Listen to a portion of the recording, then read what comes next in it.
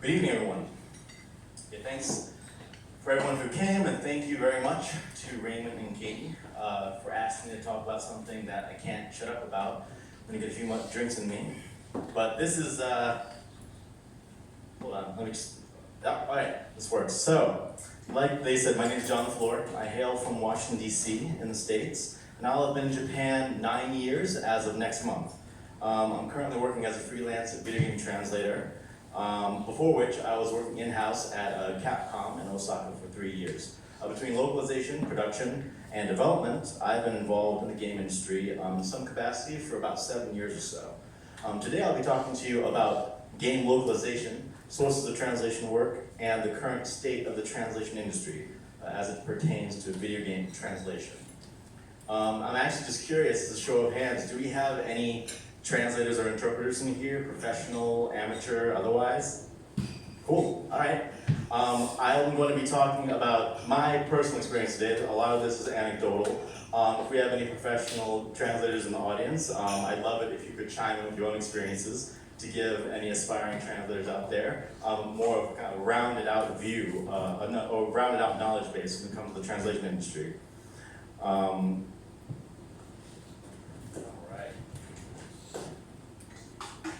All right, let's get started. Okay, so another question. Does anyone out there know the difference between translation and localization? Any guesses? All right, oh, there you go, Matt. One is direct and one is cultural. That's that's a very good aspect of it. I'm going to explain what I believe it to be with some examples. First, I'm going to show you what a mistranslation looks like. If you can't tell, this is a restaurant sign for a restaurant in China. Clearly, this is a mistranslation.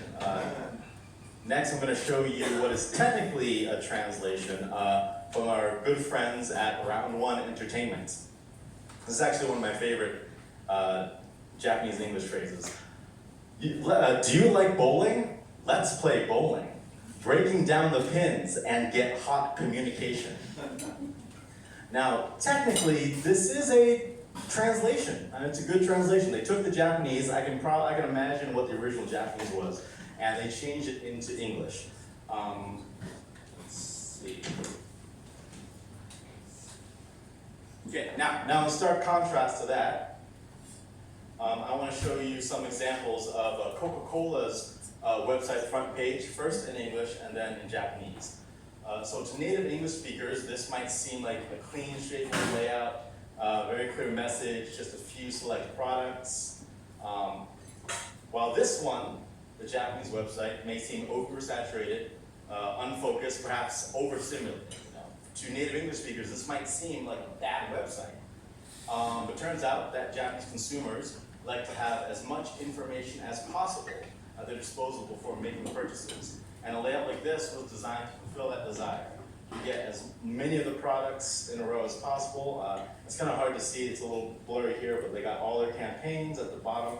So in both of these cases, these websites actually fulfill the same purpose to encourage consumers to buy Coke. In its essence, this is what localization is all about. Adapting your product, presentation or content to a specific locale or market. For round one, that content was marketing copy that should technically encourage people to go bowling. And I don't know about you guys, it actually makes me want to go bowling a little bit more, so I don't know if they meant to do that, but for video games, localization could technically mean simply translating text. This is a game called Journey. It's a very minimalistic experience. For a game like this, the localization process might be very, very easy.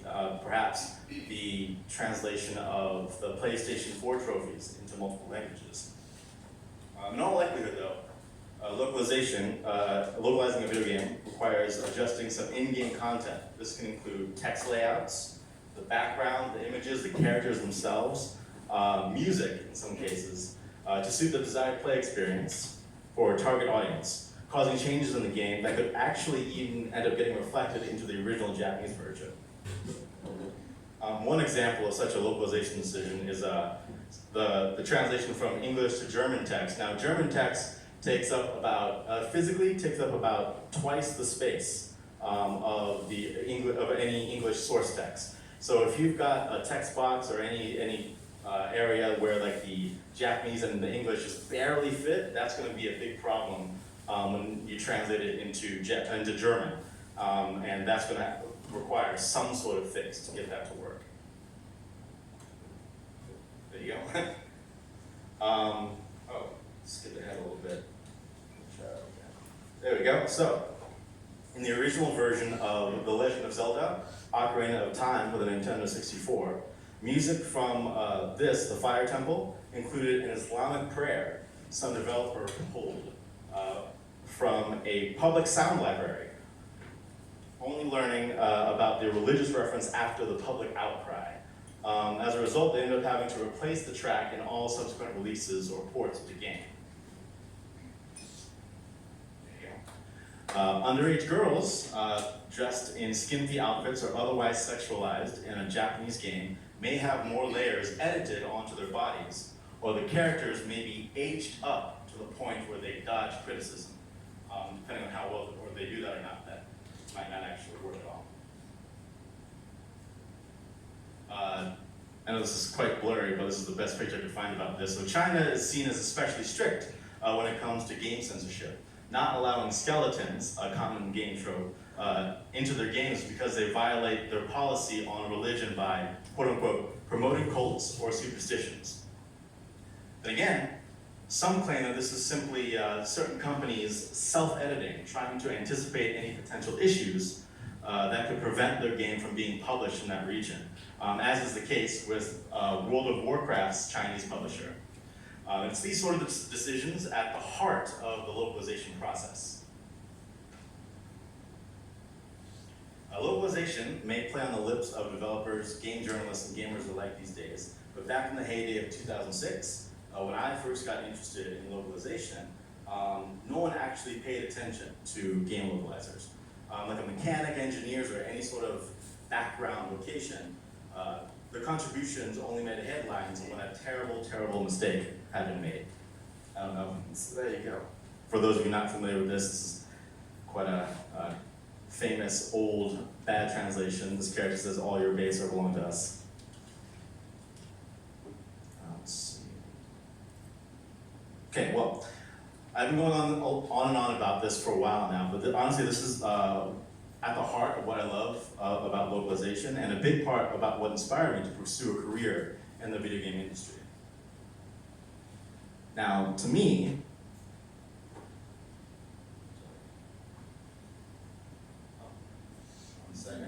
okay, to me there are four main sources of video game localization out there. First, job posting websites like Translators Cafe or Pros.com. Registering with translation agencies, these are just a few, Transperfect Keyword Studios.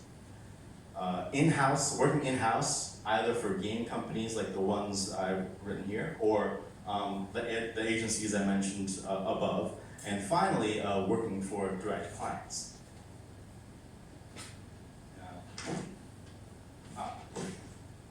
Sorry about that. As a general rule, the bar of entry is way lower for job postings. Anyone who joins one of these sites and bids for projects themselves has a chance to find work.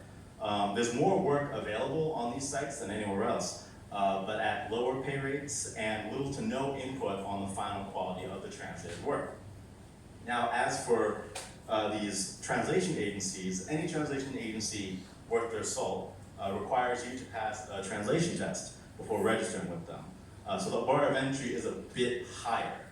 In exchange, they often supply you with more resources, such as dedicated project managers, and something like this. We call this a computer-assisted translation tool, or a CAT tool. This specific one is called MemoQ. These type of tools are invaluable resources to translators. Among many features, translation memory gives you instant access to glossaries and term bases, and lets you reference previous translations in the project.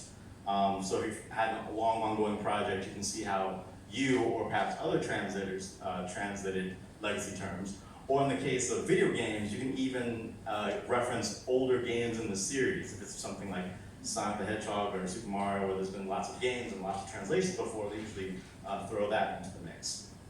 And that gives you access to all this stuff at the touch of a button, which takes the time and guesswork out of unifying translations and searching for these legacy terms, allowing translators like myself to spend more time and mental energy on the creative process. So in-house offers the most creative input on projects and comes with increased responsibility that goes beyond simply translating text. As I mentioned before, I worked for Capcom for 3 years. There's the logo. And when I was working in-house, this included, my duties consisted of more than just translating text. There were higher level decisions at play that would actually affect the course of the translation and perhaps the original Japanese game.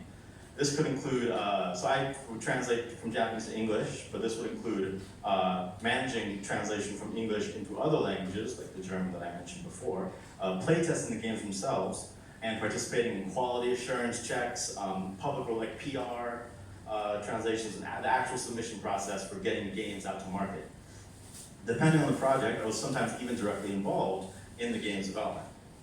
Now the thing is, many game companies finish their game in their native language, then turn to a translation agency at the end of the development cycle, dump the entire text onto the agency and tell them to get it back ASAP to fit an arbitrary deadline. Leaving such work to the last minute can often lead to huge mistakes in localization, such as inconsistent translations and glaring errors.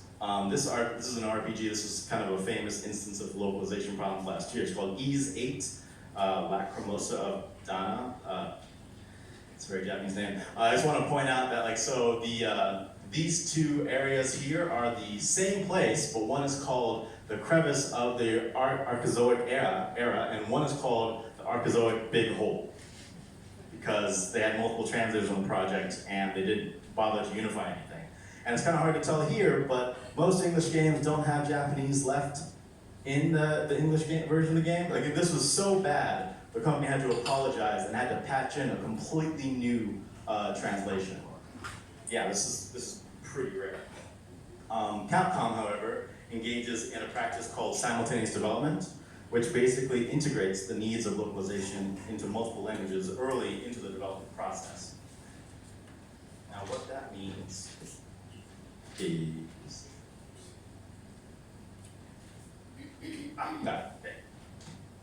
So remember when I mentioned issues with the English and German localization before? When you encounter these issues early in the development process, it can actually be fixed on the development side. For example, if the text box is too tight to hold the German text, they can expand it, or they can program the text box to do something to make automatic line breaks or auto scroll, basically do something on the programming side to accommodate this. In some instances, they even change up some decisions. For example, if there's a term in Japanese, English, everything, that maybe there's only this much space and only needs maybe 2 kanji in Japanese, but it won't fit the other languages, they might change that into a symbol that will get incorporated into every version of the game, including the original Japanese.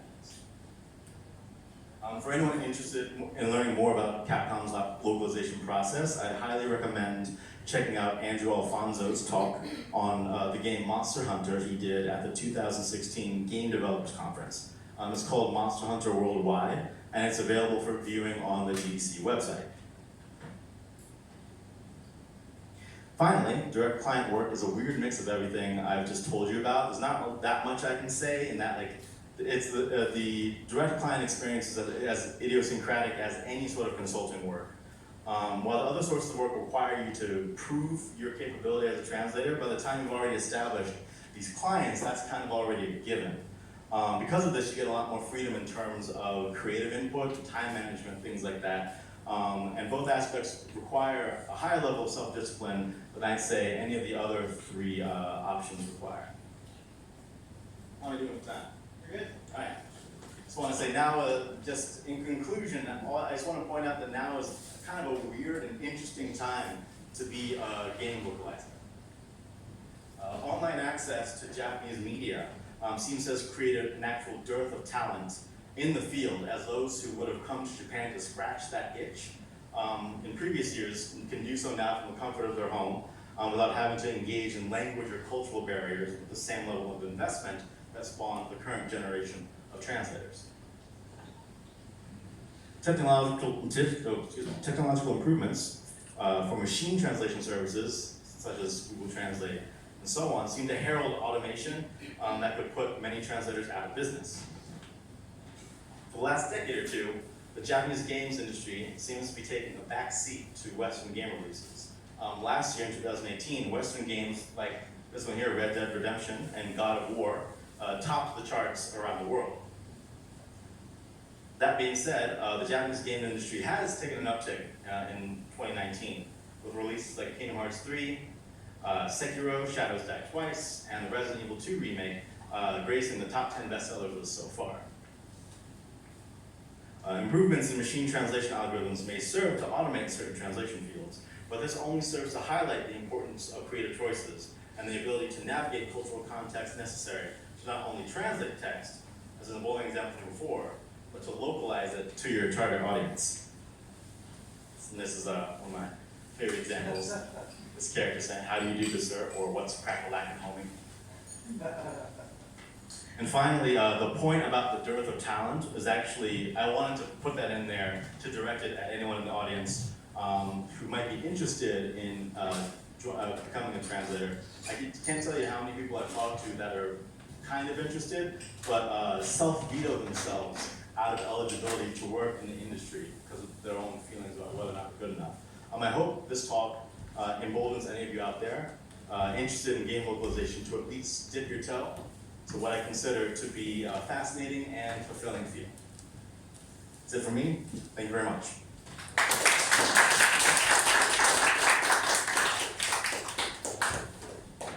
All right, thank you, John. So the floor is open for any kind of questions you may have for him. We got a bit of time, so go ahead.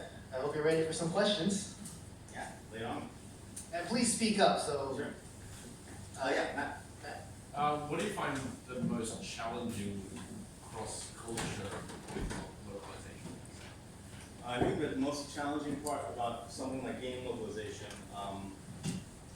so you might have other translation fields like translating manuals or just basically translation where people aren't that invested in it, but any sort of creative medium, people kind of put their hearts into the work.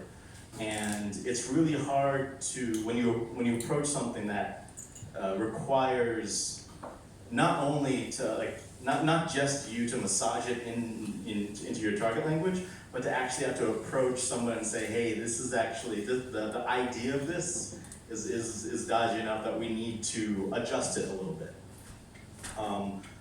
A very clear-cut example and a very easy example was one time I was translating a game development document to send to Microsoft for a game idea, and they had this platform that they wanted to basically say that gamers didn't have to sign on to this. They could just do things the way they wanted. And the Japanese they used, I can't remember exactly what the Japanese was, but translating it literally, it says, from games, Emancipation Proclamation.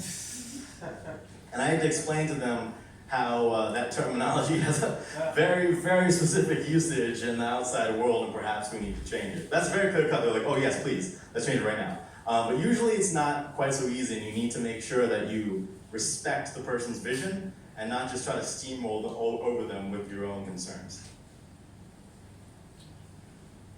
Yeah, I have a Sure. question. Yeah. So what level of Japanese did you have when you got started in the industry yet? I was at university, just translating stuff. Are you talking about the first time someone paid me to do this? Either. Yeah. You can give us the story. Because I've been translating off and on since 2007, just in my dorm in college, just trying to figure out how, getting access to Japanese ROMs and trying to get it to work. The weird thing about this industry is because of the the job posting websites and the translation agencies I told you about, there's not a lot of standardization in the field. So it's weird. I find a lot of translators have imposter syndrome because there was nothing there was no milestone they hit before they really felt like they were a real translator. Just all of a sudden, their names are in games and people respect their opinion in the process. They don't have to, and like none of them know how that happened. So I can tell you when I first started to translate video games, but I can't tell you the first time I really felt like I was a translator. Yeah. Sure. Do you think the quality of the translation affects the sales? It really depends on the type of game. There are certain games where people want to hack and slash and explode things for high points, and in that case it doesn't really matter. Sometimes you get games that are very story-driven, very character-driven, especially if it's a legacy game. The fans have very high expectations for the quality of the writing and the story. So it really can affect sales. For the most part, for the majority of games, I'd say probably not if the series is established. It might determine whether or not the series actually ends up becoming popular. I'm sure. What do you think is the best way to get started? Like in foot in the door in the industry? Sure. Specific translation or game translation? Both. Okay. Yeah. Translation. I'd highly recommend using either of the job posting sites or the translation agencies. Both of those I found to be invaluable when I started because having to fill out a profile makes you think about aspects that you might not have thought of before. Oh, what's my rate per emoji? What's my hourly rate? Do I want to do translation? Oh, there's an option here to do voice work or subtitling. Is that something I'm interested in? And it really kind of gives you an opportunity to evaluate like where you want to start. As for game localization, I'd say probably the translation agencies are a better option than the job postings. And I'd say by the time somebody's farmed out work to a job posting website, it's probably not going to be a fun time, and it would probably discourage you going. You would assume that like you're the one at fault and you're not organized enough, whereas they're probably not up to snuff. Yeah. Has there been any case, as far as you know, like a localization team or localization person that has done such a good job, or maybe like maybe a little bit too far, and made something better than the original? Oh yeah. There's a famous story. There's a PlayStation game called Vagrant Story. You heard of this? Yeah, where the original Japanese wasn't fantastic. It was a fun game, but like the story wasn't very solid. And I might be missing details here, but if I'm not mistaken, the translator on it had like a classical English background and just said, "Can I just do whatever I want with this?" And like, yeah, okay. And the writing that he put in there was so good that it blew people away. And he's a mainstay in the industry now. Yeah. So in that case, yeah, he went overboard, but he got permission. So did he really go overboard? Yeah.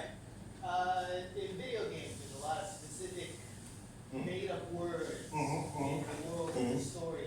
When having to localize that, keep it creative, who ends up making the last say on, okay, this made-up word is going to be this? Sure. Ideally, if the work is farmed out, the best you can do is offer suggestions, maybe in comments on files, and hope that they take them. Sometimes they will, sometimes they don't. When I was working in-house at Capcom, there would be meetings about this. Especially, I wasn't involved in Monster Hunter at all, but that would be, I'm told that's a big part of the process. It's a game that has lots of very specific monster names that require really long meetings, apparently, from what my coworkers told me, to really parse through like why certain names are made, why they want to put certain parts. I'm trying to remember specifically. There was one meeting where there's this monster that's all black, and they really wanted to call it like Negro something, and they're just like, and they just sat down and they're just like, okay, I'm just gonna take the time, I'm gonna take all the time in the world to explain to you why you can't do this. And that took a long time. That's a really great situation because Andrew Alfonso, the one I mentioned before, has taken a lot of time and made a lot of these decisions that have clearly improved the sales of the game overseas in Western markets. So like, he has the ability and the wherewithal. Like he doesn't just say, no, you're wrong. He'll just like, no, let me figure out what you want to do, and we'll make sure that your vision gets out there, perhaps with a different word. Yeah, sure. Yeah. Oh, please. Can I ask one more question? Sure. I translate often for work and for personal projects. Mm-hmm. And I'm always conflicted, like, how much as a translator can you, or interpreter, can you, or should you, like, go out of your way to actually make what the original creator is saying or writing into something more palatable? Yeah, Especially when you don't have like a client's explicit permission or have an interaction with the client. Sure, yeah, it's a really good question. And I think it's a question you should always be asking yourself when you work with a creative medium like video games, books, anything. In my experience, I mean, in-house is easy. I can walk up to the developer and say, hey guy, let's talk about this. But if you are working for a translation agency, I find the best thing you can do is to translate it as written, and in comments or in any medium, explain exactly why you think something like this should change. I'm trying to think, there's a specific one with, I was translating this Super Mario Odyssey art book, and in it, if you play Super Mario Odyssey, at one point Princess Peach goes around all these different kingdoms. You go to just like visiting them, she wears different outfits, like cool outfits, and something about the Japanese, for reasons I didn't understand, made an explicit point to point out that the female developers really threw in, put in the hard work to make sure this worked. And I was like, do you need to say female here? Like, you can just say developers. Like, this is like, it was kind of like I'm not explaining well, but it was in a kind of condescending way that didn't add to it, and it might have very easily been a bad image for the product. In that case, I translated it as is, and I said, here's my recommendation, here's why, I hope you listen. Luckily, with that specific project manager, I developed enough of a relationship that they were happy to pass along my recommendations, and I'm told they were approved. Yeah. How many people usually on an in-house localization team? Oh geez, I don't know. A good localization team? I mean, there's lots of battles. Yeah, I can say Capcom had multiple English speakers, and then they also did French, Italian, German, Spanish in-house. I'm told they're looking to do Korean and traditional Chinese now as well. You want at least 2 people in every language pair, one person to translate, one person to edit. You always want fresh eyes on anything, even if you're writing in your own native language. So I'd say it really depends on the scope of the services, and ideally, no one's cutting corners just to make sure the work gets done.